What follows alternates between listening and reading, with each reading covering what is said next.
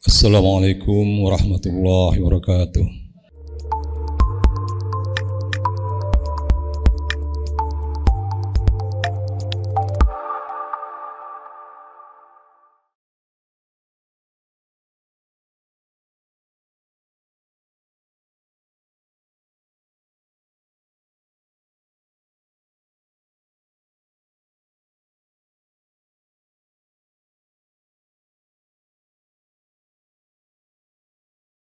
Alhamdulillah jinna asral amirin bil ma'ruf wan nahin 'anil munkar fa ulaika humul muflihun.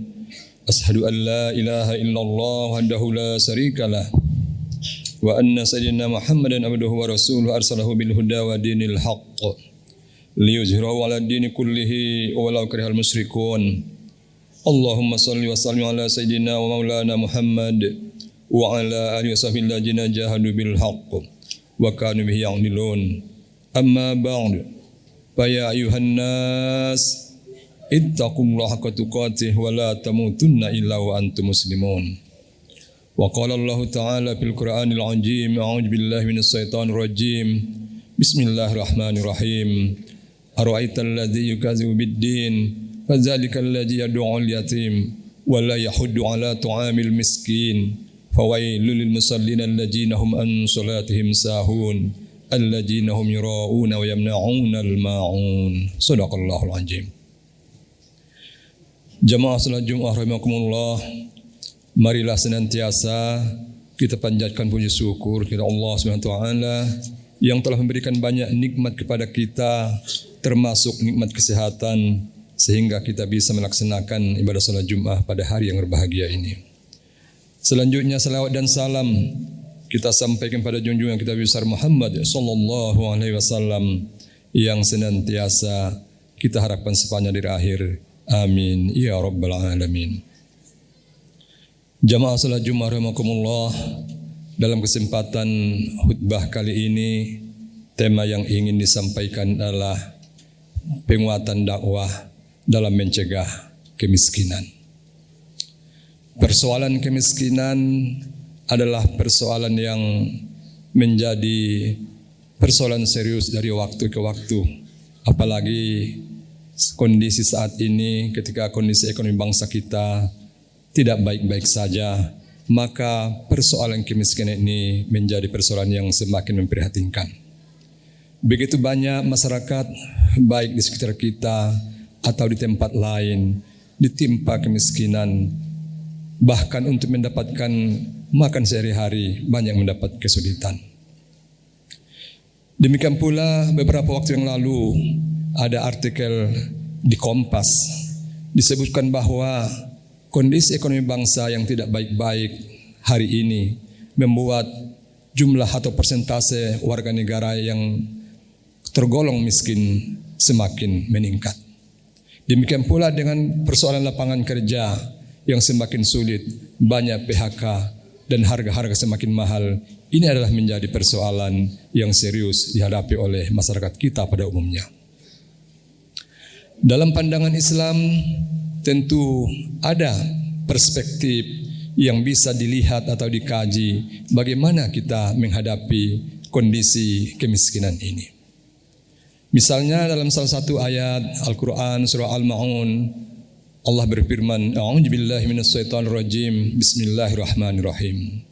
Ara'aital ladzi yukadzibu bid-din fadzalikal ladzi yad'ul yatim wa la yahuddu 'ala ta'amil miskin. Fawailul lil musallin alladzina hum an salatihim sahun alladzina hum yura'una wa yamna'una al-ma'un.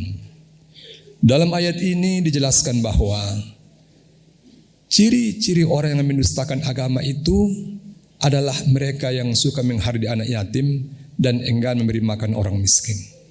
Jadi di sini poin penting yang perlu kita pahami adalah perlunya kita meningkatkan ukhuwah Islamiyah, persaudaraan Islam dan semangat tolong menolong, yang kaya menolong yang miskin, yang kuat menolong yang lemah. Sesungguhnya kalau kita lihat kondisi ekonomi bangsa ini atau kekayaan alam yang ada di Indonesia ini, kalau dikelola dengan baik, tidak seperti ini persentase kemiskinan yang menimpa masyarakat kita. Di tahun 2013 misalnya, seorang pakar ekonomi Profesor Dr. Emil Salim menulis artikel di Kompas. Dia membuat analisis bahwa kekayaan alam Indonesia yang luar biasa kaya ini, baik itu di laut, di darat, dan lain-lain, begitu bisa memberikan kesejahteraan yang luar biasa kepada warga negara atau masyarakat ketika dikelola dengan baik dan tidak dikorupsi. Bahkan dari analisis yang disampaikan oleh Prof. Emil Salim, bahwa seandainya kekayaan alam ini dikelola dengan baik, tidak dikorupsi, maka akan bisa memberikan subsidi kepada setiap warga negara 10 juta rupiah per bulan per orang. Sungguh luar biasa. Bahkan disebutkan lebih lanjut dalam analisisnya itu, tidak perlu anak-anak bangsa ini kalau mau sekolah dibebankan kepada orang tua dengan biaya atau UKT atau SPP yang berat atau yang mahal. Tetapi negara sesungguhnya bisa menanggung beasiswa kepada semua putra-putri bangsa yang mau melanjutkan pendidikan ketika negara atau kekayaan alam ini dikelola dengan baik. Jamaah salat Jumat rahimakumullah. Lalu apa yang harus dilakukan oleh umat Islam terkait dengan kondisi ekonomi atau semakin banyaknya potensi atau semakin banyaknya warga negara yang dilanda kemiskinan? Kalau kita mau peduli, punya rasa ukhuwah Islamiyah yang tinggi, mau melihat bagaimana tetangga kita, bagaimana lingkungan masyarakat kita, sesungguhnya dari waktu ke waktu kita melihat dengan jujur semakin banyak orang yang miskin di sekitar kita. Maka dalam konsep ukhuwah Islamiyah disebutkan bahwa ukhuwah Islamiyah itu diberikan sebagai satu tubuh. Kalau ada satu bagian yang sakit, maka bagian yang lain ikut merasakan sakit. Artinya kalau kita punya ukhuwah Islamiyah yang baik, kita tidak memiliki rasa ego yang tinggi, tidak akan membiarkan saudara kita yang ditimpa kemiskinan menderita sendiri. Persoalannya adalah saat ini rasa ukhuwah itu hanya banyak disampaikan dalam podium atau dalam ceramah-ceramah saja atau retorika. Dalam kenyataannya atau prakteknya, ukhuwah Islamiyah itu masih jauh dari harapan. Bisa kita lihat bahkan di tetangga kita atau di kampung kita ada orang miskin, tidak ada yang mengurus. Ada orang yang kelaparan atau yang putus sekolah atau tidak mampu berobat di rumah sakit, padahal di desa itu ada orang kaya. Ini adalah contoh-contoh nyata bahwa ukhuwah Islamiyah itu dalam prakteknya masih jauh dari harapan. Jamaah salat Jumat rahimakumullah. Islam juga mengatakan bahwa tentu setiap orang harus berusaha kerja keras. Setiap orang harus berusaha kerja keras dengan konsep gunakanlah usia mudamu sebelum datang usia tuamu. Gunakanlah atau maksimalkanlah kesehatanmu sebelum datang sakitmu. Dan gunakanlah kekayaanmu sebelum datang masa miskinmu.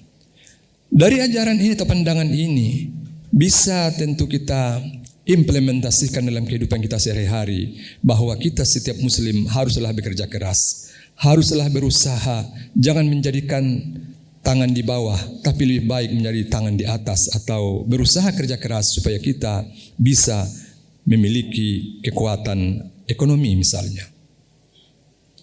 Jamaah salat Jumat rahimakumullah.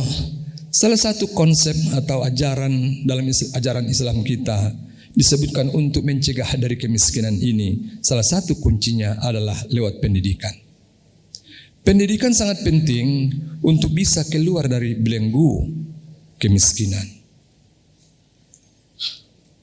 Pendidikan haruslah diupayakan sebaik mungkin. Jangan sampai ada putra-putri bangsa ini yang putus sekolah karena persoalan ekonomi. Maka negara pun berusaha kerja keras, berusaha untuk membuat berbagai kebijakan agar putra-putri bangsa ini yang cerdas, yang punya semangat untuk melanjutkan pendidikan, jangan sampai putus sekolah. Maka diberikan beasiswa dengan berbagai bentuk agar putra-putri bangsa yang punya semangat untuk melanjutkan pendidikan, punya kecerdasan agar bisa meningkatkan pendidikannya. Dengan melalui pendidikan ini, insya Allah akan bisa seseorang atau masyarakat keluar dari belenggu kemiskinan. Jamaah salat Jumat rahimakumullah, kembali kepada tugas dakwah dalam mencegah kemiskinan ini. Ada ayat dalam Al-Quran menyebutkan bahwa kita semua harus berusaha untuk bisa menyampaikan atau mengajak atau menyampaikan hal-hal yang baik kepada saudara kita, tetangga kita, agar mereka keluar dari belenggu kemiskinan. Ini adalah bagian dari tugas dakwah yang disebutkan Al-Quran. A'udzubillahi minasyaitonirrajim. Bismillahirrahmanirrahim.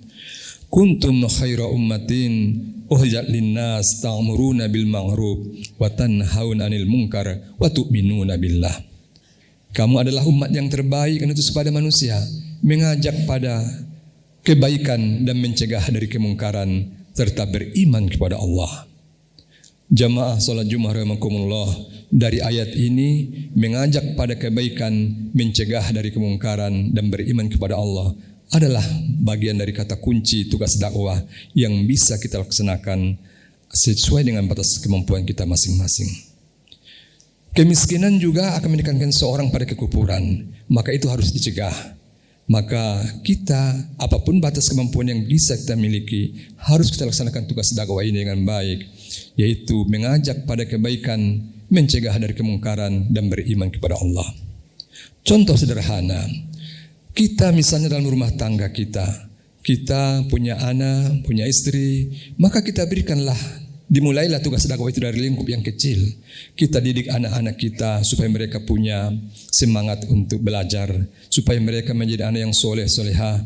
Ketika mereka nanti sudah waktunya sekolah, punya semangat yang baik, tinggi untuk melanjutkan pendidikan, sehingga nanti ketika orang tuanya misalnya pada kondisi ekonomi yang lemah, nanti diharapkan putra-putri yang rajin sekolah atau pendidikan itu akan merubah nasibnya masa depan. Masa depannya akan berubah atau tidak seperti orang tuanya yang dilanda kemiskinan. Jamaah salat Jumat rahimakumullah, tugas dakwah ini melekat pada setiap muslim. Tidak hanya dakwah itu dilakukan atau tugas seorang ustadz atau kiai, tetapi setiap orang memiliki tugas dakwah sesuai dengan batas kemampuannya masing-masing. Seorang ayah atau seorang ibu memiliki tugas dakwah yang baik untuk mendidik putra-putrinya. Demikian pula di masyarakat kita di desa, kalau kita punya kemampuan, punya pendidikan yang baik, kita ajak saudara-saudara kita agar mereka mau menjalankan pendidikan, mau bekerja keras, mau menolong sesama saudara yang dilanda kemiskinan. Jamaah salat Jumat rahimakumullah, demikianlah khutbah singkat yang bisa sampaikan dalam kesempatan ini terkait dengan pentingnya kita menguatkan dakwah saat ini dalam mencegah kemiskinan. Karena dalam kenyataannya di masyarakat kita, dengan kondisi ekonomi bangsa kita yang tidak baik-baik saja hari-hari ini, maka begitu banyak saudara-saudara kita yang ditimpa kemiskinan, dan sekali lagi kemiskinan itu akan membawa seseorang dekat pada kekufuran. Nauzubillahi min dzalik. Maka salah satu kunci untuk keluar atau mencegah dari kemiskinan itu, maka adalah kita harus bekerja keras, harus melanjutkan atau mau melanjutkan pendidikan, dan kerja keras itu adalah gunakanlah kesehatan sebelum datang masa sakit kita, gunakanlah usia muda sebelum datang masa tua, gunakanlah harta sebelum datang masa miskin kita. Dengan demikian diharapkan dengan kesungguhan atau mau kerja keras, maka kita atau umat Islam ini akan keluar dari belenggu kemiskinan.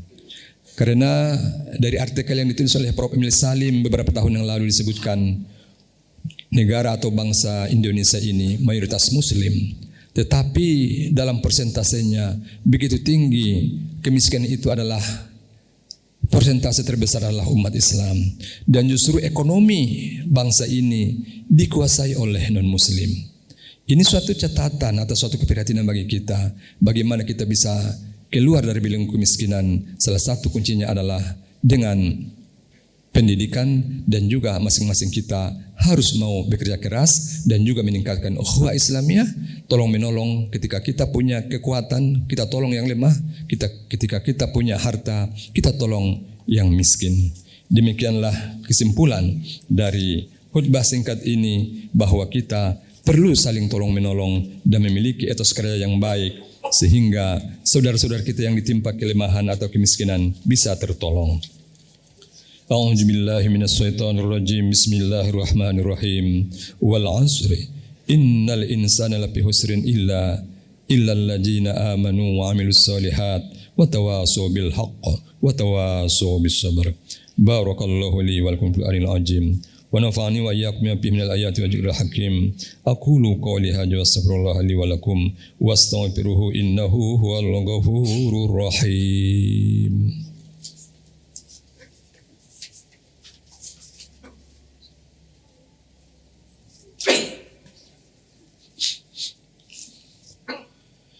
Alhamdulillah katsiran kama amar asyhadu an la ilaha illallah wahdahu la syarikalah irghaman man jahada bihi wa kafar wa asyhadu anna sayyidina Muhammadan abduhu wa rasuluh sayyidul khalaiq wal bashar. Allahumma shalli wa sallim ala sayyidina Muhammad wa ala alihi wa sahbihi wa sallim tasliman katsira.